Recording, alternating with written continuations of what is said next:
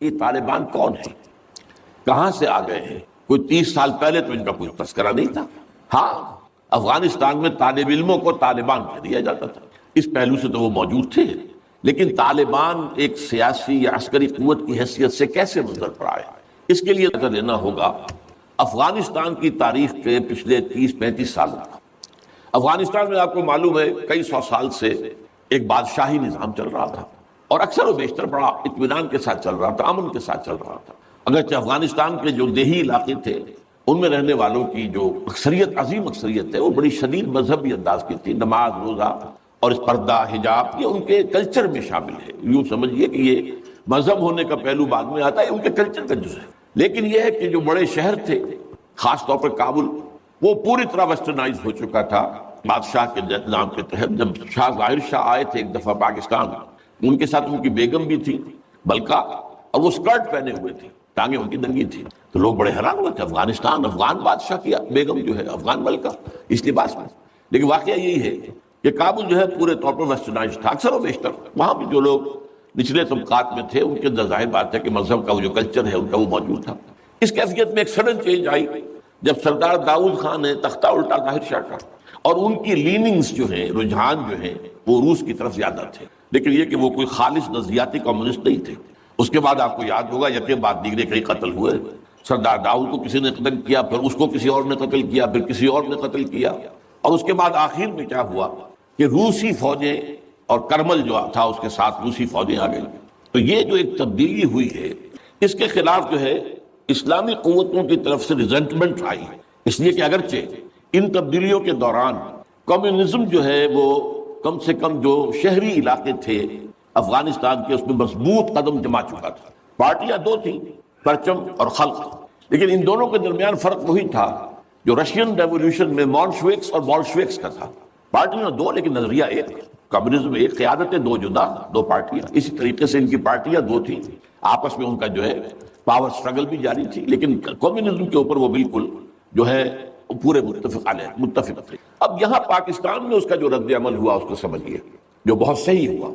ابھی جب کہ وہ ریزسٹنس شروع ہوئی تھی اور روسی فوجیں نہیں آئی تھیں، ابھی گویا کہ ایک لوکل فینومینا تھا، گویا کہ سب کچھ جو ہے وہ افغانستان کے اندر، جس کو میلٹنگ پاٹ کہتے ہیں، اسی کے اندر تھا۔ تو اس وقت بھی ظاہر بات ہے کہ کمیونزم کے خلاف مسلمانوں کے اندر اور مذہبی مزاج کے لوگوں کے اندر ایک رد عمل شروع ہوا، ریزسٹنس شروع ہوا، اور ان میں خاص طور پر کالجوں اور یونیورسٹیوں کے طلبہ کا حصہ بہت زیادہ تھا۔ یہ لوگ جو ہیں یا تو جماعت اسلامی کے زیر اثر تھے، اور یا زیادہ تر جو ہے الاخوان المسلمون کے زیر اثر تھے۔ انہی کے لیڈروں میں حکمت یار تھے، گلبدین حکمت یار، انہی میں احمد شاہ مسعود، اور ان دونوں کی بڑی گہری دوستی تھی، بہت گہرے ایک دوسرے کے ساتھ یہ گویا کہ کامریڈز تھے اور ساتھی تھے۔ پھر استاد ربانی، عبد الرسول سیاف، اس قسم کے لوگ، ان لوگوں نے جو ریزسٹنس موومنٹ شروع کی، تو یہاں بھٹو صاحب نے اس وقت بالکل صحیح قدم اٹھایا۔ ان میں سے بعض لوگوں کو دعوت دی، وہ آئے دارالحکومت میں، بھٹو صاحب کے مہمان رہے، ان کی پیٹھ تھپ کی کہ ٹھیک ہے کرو کوشش، اور یقیناً کچھ نہ کچھ جو ہے انہیں مدد بھی دی ہوگی، لیکن یہ کہ اس کے بارے میں مجھے معلوم کچھ نہیں ہے۔ اندازہ ہے کہ جب بلایا ہے، پیٹھ تھپ کی ہے، اس لیے کہ ظاہر بات ہے ان کو معلوم تھا یہ کہ اگر جو ہے یہاں پر کمیونزم آ گیا اور خاص طور پر روس اگر قابض ہو گیا تو پھر اس کا اگلا قدم پاکستان ہے۔ گویا کہ وہ جو صدیوں پرانا خواب ہے روسیوں کا، وہ زار کے زمانے کا خواب ہے کہ سائبیرین ریچ جو ہے وہ بہت ہی چاہتا تھا کہ کسی طریقے سے یہ افغانستان اور پاکستان کو رونگتے ہوئے، اور وہ جو ہے بحیرہ عرب، عربین سی اور بحر ہند، انڈین اوشن کے گرم پانیوں تک پہنچ جائے۔ لہذا افغانستان میں قدم جم گئے تو ظاہر بات ہے کہ اس کے بعد اگلا ہدف جو ہے وہ پاکستان ہوگا۔ تو یہ صورتحال تھی کہ جس میں بھٹو صاحب نے جو قدم اٹھایا وہ بالکل صحیح تھا۔ بعد میں جب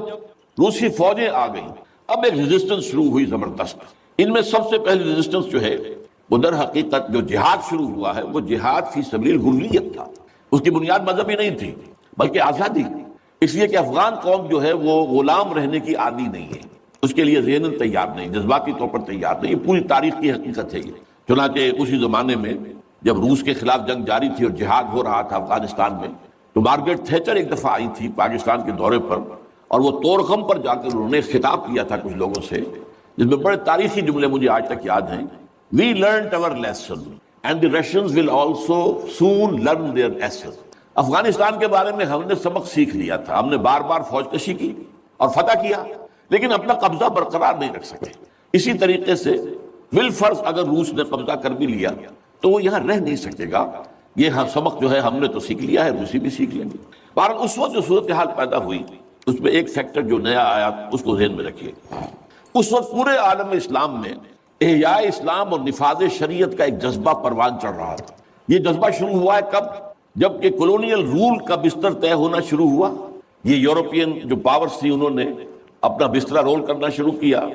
تو جیسے جیسے مسلمان ممالک آزاد ہوئے ان کو یاد آیا، جیسے آدمی کو نیند سے اٹھے تو یاد آیا کہ میں نے کوئی خواب دیکھا تھا، یاد آیا کہ ہمارا بھی تو ایک نظام ہوتا تھا نا، یا انگریزوں کے آنے سے پہلے، یا بلندیزیوں کے آنے سے پہلے، یا فرانسیسیوں کے آنے سے پہلے، یا اطالویوں کے آنے سے پہلے، یا اسپینیئرز کے آنے سے پہلے، یہ آخر ہمارا ایک نظام تھا، تو اب ہم اس نظام کو دوبارہ قائم کریں۔ یہ ایک جذبہ تھا، اگرچہ مبہم تھا، واضح نہیں تھا، اور یہ کہ آج کے دور میں اسلامی نظام کیا ہوگا، کیسے ہوگا، اس کے کوئی واضح تصورات نہیں تھے، لیکن جذبہ موجود تھا۔ اسی کو علامہ اقبال نے جو ہے ابلیس کی زبان سے کہلوایا ہے، وہ ابلیس کی مجلس شورا میں، کہ ہے اگر کوئی خطر مجھ کو تو اس امت سے ہے، نہ مجھے جمہوریت سے کوئی اندیشہ ہے، ہم نے خود شاہی کو پہنایا جمہوری لباس، یہ تو ہم نے خود ہی اس کو ایک لباس اڑا دیا ہے شاہی کو، اور اسے جمہوریت کا رنگ دے دیا ہے۔ وہ انڈیویجول ساورنٹی کی بجائے پاپولر ساورنٹی، کلیکٹیو ساورنٹی، وہ شرک جو کا تو ہے، کفر جو کا تو ہے، اور نہ مجھے اشتراکیت سے کوئی اندیشہ ہے۔ کب ڈرا سکتے ہیں مجھ کو اشتراکی کوچہ گرد؟ ہاں ہے اگر کوئی خطر مجھ کو تو اس امت سے ہے جس کی خاکستر میں ہے اب تک شرار عرش۔ یہ جو جذبہ تھا اور یہ جو تڑپ تھی، یہ اگرچہ پورے عالم اسلام میں تھی، لیکن کہیں بھی اس کی کوئی کامیابی کی صورت نظر نہیں آ رہی تھی۔ جذبہ بہت اس وقت ایسا ہوا کہ جہاد افغانستان کو ایک تو اس جذبے نے سپورٹ کیا، اور یہ جذبہ کھنچ کر آیا کہ شاید ہاں افغانستان کے اندر اب یہ کام عملاً ہو جائے گا۔ اس لیے پوری دنیا سے لوگ آئے، والنٹیئرز آئے، انہوں نے جانیں دی، انہوں نے وہاں پر محنتیں کی، اپنے کوئی انڈونیشیا سے چلا آ رہا ہے، کوئی برما سے چلا آ رہا ہے، کوئی فلسطین سے چلا آ رہا ہے، کوئی فلپائن سے چلا آ رہا ہے، کوئی تھائی لینڈ سے چلا آ رہا ہے، کوئی سعودی عرب سے چلا آ رہا ہے، کوئی مصر سے چلا آ رہا ہے، کوئی لیبیا سے چلا آ رہا ہے، کوئی چچنیا سے چلا آ رہا ہے، یہ سارے لوگ آئے وہاں، اس لیے کہ جذبہ یہ کہا گیا کہ یہ جہاد فی سبیل اللہ ہے۔ میں واضح کر چکا ہوں کہ میرے نزدیک وہ جہاد فی سبیل اللہ نہیں تھا۔ جہاد فی سبیل اللہ کی جو شرائط ہیں وہ یہ ہے کہ پہلے دعوت اور اس میں اتمام حجت، پھر جو دعوت کو قبول کرے انہیں منظم کرنا، ڈسپلن آرگنائزیشن میں لانا، ایک امیر کے تابع ہو کر اس سے بیعت کر کے، اور پھر یہ کہ ان کی تربیت، ان کا تزکیہ یہ ہو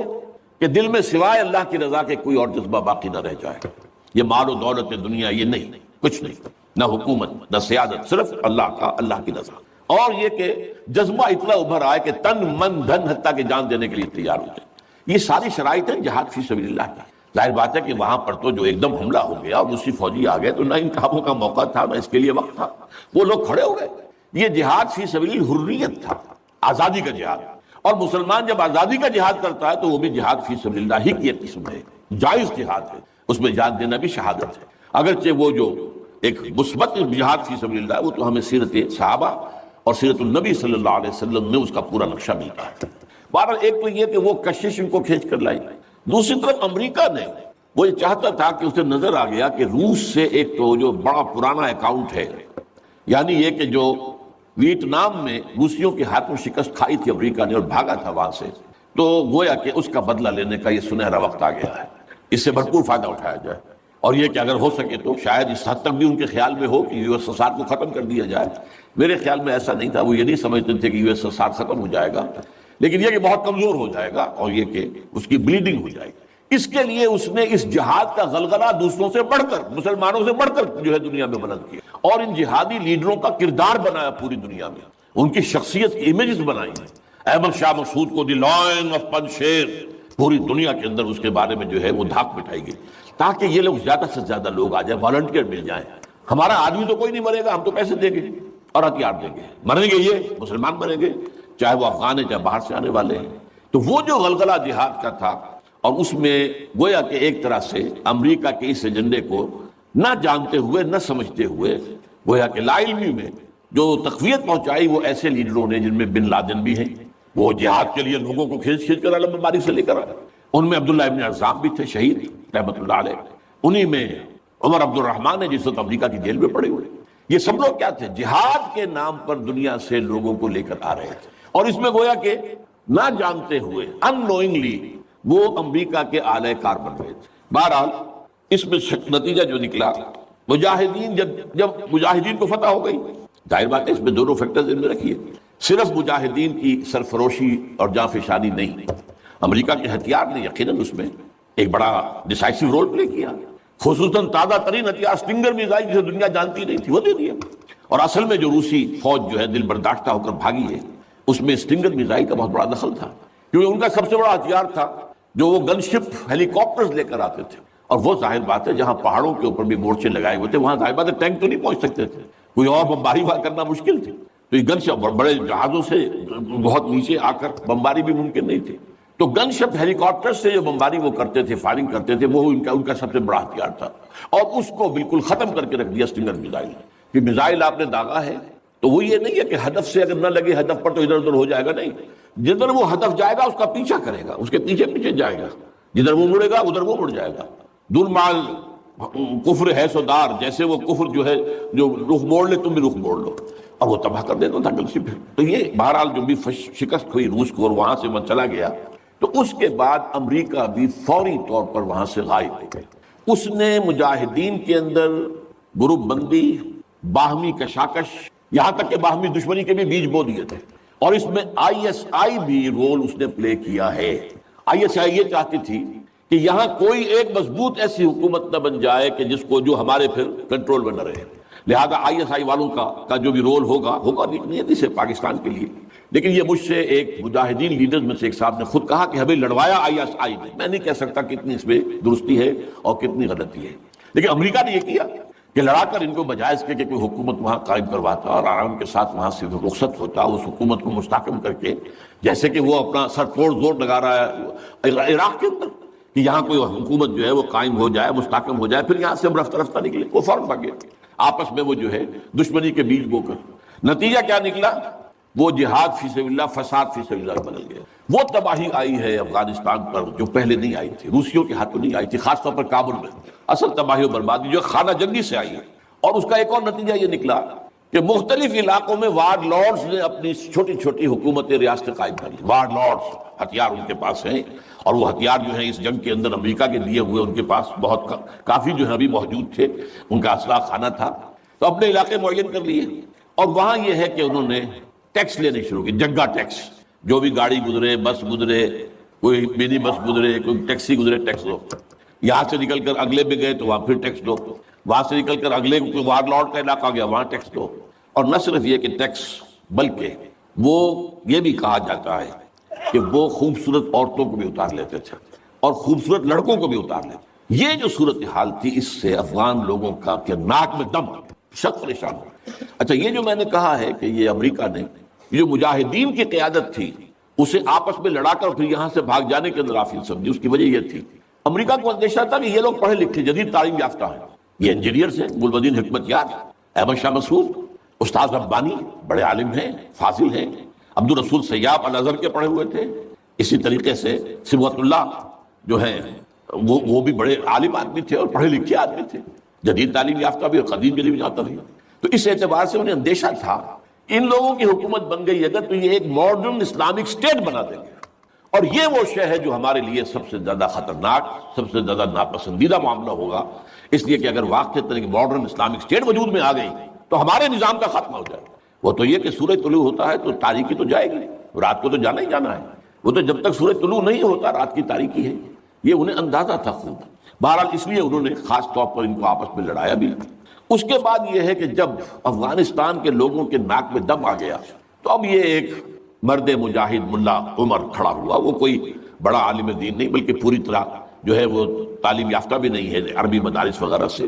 اور ان کے ساتھ عربی مدارس کے طلباء طالبان وہ کچھ کھڑے ہو گئے کمر کس لیے کہ اب یہاں کسی طرح امن قائم کیا جائے۔ یہ پکار ایسی تھی کہ جو گویا کہ افغانوں کے دل کی پکار تھی، تنگ آئے ہوئے تھے ان وار لارڈ سے اور ان کے مظالم سے اور ان کے استحصال سے، لہذا وہ جہاں گئے ان کا استقبال ہوا، بہت سے لوگوں نے اپنے ہتھیار ان کے حوالے کر دیے، یہاں تک کہ گلبدین حکمت یار جو بالکل کابل کے پاس پڑا ہوا تھا اپنی فوجیں لے کر، اور گویا کہ وہ کسی فائنل اسالٹ کی تیاری میں تھا، جب یہ آئے ہیں تو اس نے راستہ دے دیا اور خود پیچھے ہٹ گیا۔ اس طریقے سے یوں سمجھیے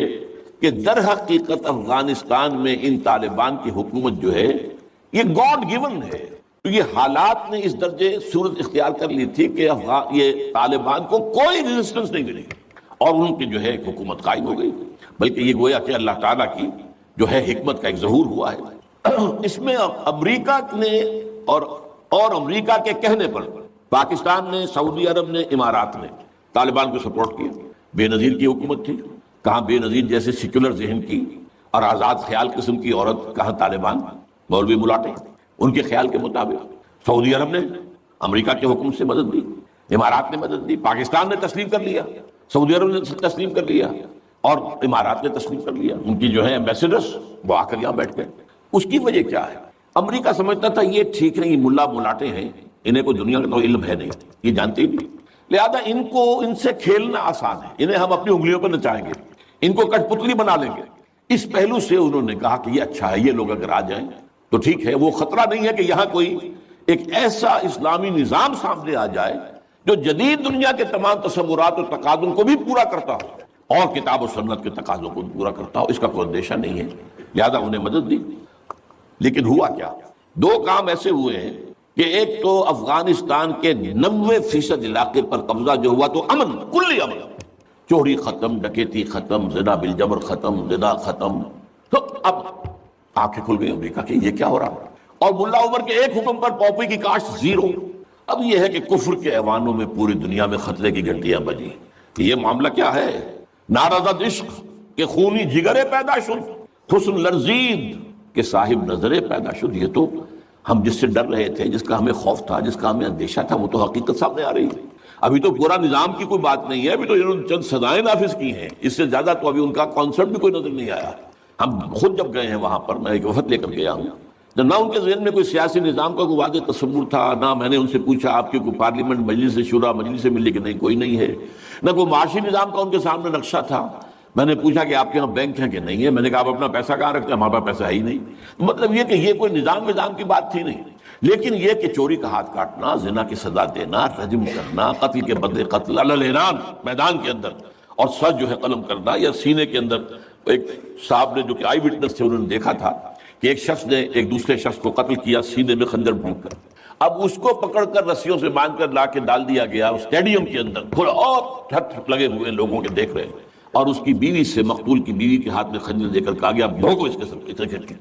سینے کے اندر، اس نے کیا۔ اب یہ جو مناظر ہیں، ان کو دیکھنے کے بعد کیا کہیں کوئی جرم رہ جائے گا؟ جیسے کہ اس سے پہلے بھی تھا معاملہ دنیا کے سامنے کہ سعودی عرب جو ہے وہ کرائم فری ایک معاشرہ بن گیا تھا جب سے وہاں پر اسلامی جو حدود اور تعزیرات نافذ ہوئی۔ یہ معاملہ انہوں نے دیکھ لیا کہ یہ تو ہو گیا، تو اس اعتبار سے ان کو جو ہے اب بڑی شدید خطرے کی بات ہوئی۔ البتہ یہ ضرور نوٹ کر لیجئے کہ اس ابتدائی عرصے میں طالبان سے کچھ غلطیاں بھی ہوئی۔ پہلی بات تو یہ کہ نہ ان کی کوئی تعلیم ہوئی تھی، نہ تربیت ہوئی تھی، نہ تنظیم ہوئی تھی، نہ کوئی ڈسپلن قائم تھا، یہ تو موب تھا، لہذا ان سے بڑی بڑی غلطیاں ہوئی۔ مثلاً مدار شریف میں ایران کے سفارت خانے پر حملہ کیا، سفارتکاروں کو قتل کر دیا۔ پھر یہ کہ ان کے اندر مذہبی شدت پسندی بہت تھی، کٹر حنفیت، اور اس کے اندر کچھ نہ کچھ تشدد کا ایلیمنٹ بھی۔ ظاہر بات ہے ان عام لوگوں کے ان پڑھ لوگ، اب ان کے ذہن میں جو چیزیں تھیں، داڑھی جو ہے سنت موقدہ ہے، نہیں رکھتا اس کو سزا دو، اور حجام جو ہے اس کا سر قلم کر دو اگر وہ شیونگ کرتا ہے تو۔ اسی طریقے سے پردے کا شدت کے ساتھ نفاذ کیا گیا، عورتیں باہر کیوں نکلیں، اپنے گھروں میں رہو، یا یہ کہ پورا برقع لے کر نکلو، جو بھی آپ کے ہاں دنیا بھر میں شٹل کاک جس کو کہتے ہیں، وہ جو ایک خیمے کی شکل میں ہوتا ہے، تو وہ نہیں رہو۔ تو اس حوالے سے تشدد پسندی بھی ہوئی ہے، اور کچھ غلطیاں بھی ہوئی ہیں، کچھ زیادتیاں بھی ہوئی ہیں، اور کچھ انتہائی تنگ نظر مذہبیت بھی ہوا۔ یہ حقائق ہیں جو ہمیں ماننے پڑیں گے۔ اب جب پوری دنیا کے اندر یہ ایک خطرے کی گھنٹیاں بج گئیں عالم کفر کے اندر کہ نارضت عشق کہ خونی جگر پیدا شد، وہ تو آ گیا، خونی جگر رکھنے والا وہ تو سامنے آ گیا، وہ خطرہ جس سے آپ ڈر رہے تھے کہاں پر رہے تھے۔ اس لیے کہ آپ کو معلوم ہے کہ جب USSR کا خاتمہ ہوا ہے اور اس کے بعد جو ہے نیٹو کو اثر نو آرگنائز کرنے کی باتیں شروع ہوئیں، توسیع کی شروع ہوئی، تو کسی سے نے پوچھا نیٹو چیف سے، گورنر ان چیف سے، کہ اب آپ کس کے لیے، آپ کا جو دشمن تھا جس کے لیے آپ نے سارے دھندے بنائے تھے، سیٹو بھی تھا، سینٹو بھی تھا، اور نیٹو بھی تھا، اور سب سے بڑا معاملہ نیٹو کا تھا، تو اب تو تمہارا وہ دشمن ختم ہو گیا، تمہارے سامنے تمہارے گھٹنوں میں تمہارے قدموں میں پڑا ہوا ہے، تم سے مدد کی بھیک مانگ رہا ہے، تو تمہیں کیا خوف ہے؟ تو انہوں نے کہا ہمیں اب اسلامک فنڈامنٹلزم کا خطرہ، اس کے لیے گویا کہ they started to gird up their loins، اپنے جو ہے کمر کسنے کے لیے انہوں نے پروگرام بنا لیا۔ اور اس کے لیے نوٹ کیجئے 9/11 کا حادثہ فاجعہ خود کروایا. یہ ثابت شدہ حقیقت ہے اس وقت. اس میں طالبان کا تو خیر 0% بھی کوئی امکان نہیں, اس میں القاعدہ کا بھی کوئی حصہ نہیں. یہ ضرور معلوم ہوتا ہے کہ ان میں جن لوگوں کو انہوں نے اپنے آگے رکھ لیا تھا دنیا کو دکھانے کے لیے, کچھ نوجوان قسم کے جو پائلٹس تھے جنہوں نے چھوٹے چھوٹے جہازوں پر, چڑیوں جیسے جہازوں پر تربیت حاصل کی تھی, دکھانے کے لیے انہوں نے کیا ہے. ان میں سے کسی کا تعلق غالباً کوئی تعلق تھا جو کہ اسامہ ابن لادن کے ساتھ, جس پر کہ ان کو اس نے یہ کہہ دیا تھا کہ عنقریب ایک بہت بڑا واقعہ ہوگا. بس اس حد تک بات صحیح ہے. باقی قطعاً کوئی نہ اسامہ ابن لادن کا حصہ. یہ کروایا موساد نے, نیو کونز نے, CIA نے. کیوں کروایا؟ اس لیے کہ ان کے سامنے اب افغانستان کے اندر ایک بہت بڑی فوج کشی کرنے کے لیے ایک بہت بڑی طاقت کی ضرورت ہے, اور یہ بہت بڑی طاقت جو ہے اس کے لیے امریکہ کا جو پبلک اوپینین ہے تیار نہیں ہوگا جب تک کہ اتنا بڑا کوئی حادثہ نہ ہو جائے. یہ ایک اور بات جو ہے وہ بیچ میں آ گئی ہے, لیکن میں بیان کر دوں کہ یہ تو 90s کے اندر, لیٹ 90s میں بات ہو گئی تھی کہ امریکہ میں جو ٹاپ کے تھنک ٹینکس تھے وہ سوچ رہے تھے کہ 21ویں صدی میں امریکہ اس گلوب کی سپریم سپر پاور کیسے رہے, اپنی اس پوزیشن کو جو حاصل ہو گئی ہے اس وقت اور بھی مضبوط کرے. ابھی رشیا اور چائنا تو اس کے دائرے اقتدار سے باہر ہے, ابھی بھارت بھی تقریباً باہر ہے, لیکن آگے بڑھا کر گلوبل پوری طرح, اور کیسے ہو یہ کہ اسے برقرار کیسے رکھے. تو اس پر ان کے تھنک ٹینکس تھے, اور اسی پر ان کا ایک مقالہ شائع ہوا تھا, امریکہ نیڈز اے پرل ہاربر. امریکہ کو ایک پرل ہاربر جیسے واقعے کی ضرورت ہے. اب یہ تاریخی بات سمجھ لیجئے, امریکہ دوسری عالمگیر جنگ تک, سیکنڈ ورلڈ وار تک, انٹرنیشنل معاملات میں کبھی آیا ہی نہیں تھا. وہ تو بڑے آرام سے تھا, دو اوشنز کے درمیان, ادھر اٹلانٹک ہے ادھر پیسیفک ہے. ظاہر بات ہے کہ قریب کوئی دشمن ہے ہی نہیں, لہذا اسے تو اپنا معیار زندگی بہتر بناؤ, اپنے حالات بہتر بناؤ, اپنے انوائرمنٹس بہتر بناؤ, اپنا یہ کرو اپنا وہ کرو, بس. سیکنڈ ورلڈ وار میں بڑی شدید ضرورت پیدا ہوئی الائز کو, جب جرمنی اور جاپان جو ہے کا بھرکس نکال رہے تھے کہ کسی طرح امریکہ کو آمادہ کیا جائے. چرچل بھی گیا, اس نے بھی خوشامدید کی, یہ بھی کہا جان لو اگر ہم ختم ہو گئے تو نیکسٹ باری تمہاری ہوگی, پھر یہ نازی جو ہے تمہیں چھوڑیں گے نہیں. پھر بھی وہاں کی پبلک اوپینین جو ہے موبلائز ہونے کو تیار نہیں تھی. اب اس کے اوپر ایک کام یہ ہو گیا, جاپانیوں نے بہت بڑا بلنڈر کیا. پرل ہاربر پر ایک بہت دور دراز کی وہ بندرگاہ تھی جہاں امریکہ کا ایک بہت بڑا جو نیوی کا بیس تھا, اچانک اس پر حملہ کیا. بے شمار لوگ جو ہیں وہ زخمی ہوئے یا یہ کہ معذور ہوئے. اس پر غصہ چڑھا ہے امریکہ کو, اور وہ سویا ہوا شیر جاگا ہے, اور اس پر پھر وہ سیکنڈ ورلڈ وار میں آیا میدان میں. اور ظاہر بات ہے کہ جرمنی کو شکست اسی نے دی, اور یہ ہے کہ اسی کی فوجیں تھی کہ جو اتنی ہیں نارمنڈی کے ساحل کے اوپر, اور اس کے بعد جو ہے پاسا پلٹا جنگ کا. تو اس اعتبار سے یہ خیال کیا گیا کہ کوئی نہ کوئی پرل ہاربر جیسا حادثہ اگر نہیں ہوگا تو امریکن پبلک اوپینین نہیں کھڑی ہوگی, نہ وہ خرچ جو ہے وہ اس کے لیے منظوری دینے کو تیار ہوں گے. آخر بلینز اینڈ بلینز کا معاملہ ہوتا ہے, یہ کوئی ملینز کا تو نہیں ہوتا. لہذا اس کے لیے ظاہر بات ہے کہ وہ کانگریس اور سینیٹ اور یہ سب جو ہے یہ اگر اس کے لیے منظوری دے تبھی تو ہوگا نا. تو امریکہ نیڈ سے پرل ہاربر, یہ بات ذہن میں رکھیے. اس لیے انہوں نے خود وہ پرل ہاربر امریکہ میں کرایا, اور اس میں پھر پوری دنیا میں دہشت گردی کا خطرہ اور دہشت کا خوف, اور سب سے بڑھ کر امریکہ میں جو سیکیورٹی میجرز لیے گئے ہیں امریکہ میں, ان کا آپ تصور نہیں کرتے. بلینز اور بلینز آف ڈالرز جو ایک شخص کی تلاش لی جا رہی ہے. فون ٹیپ کرنے کی بھی اجازت دے دی گئی جو امریکہ میں نہیں تھا. وہاں جو پرسنل آزادیاں تھیں, انفرادی آزادیاں, ان کا بڑا چرچا تھا, وہ تو ان کا بڑا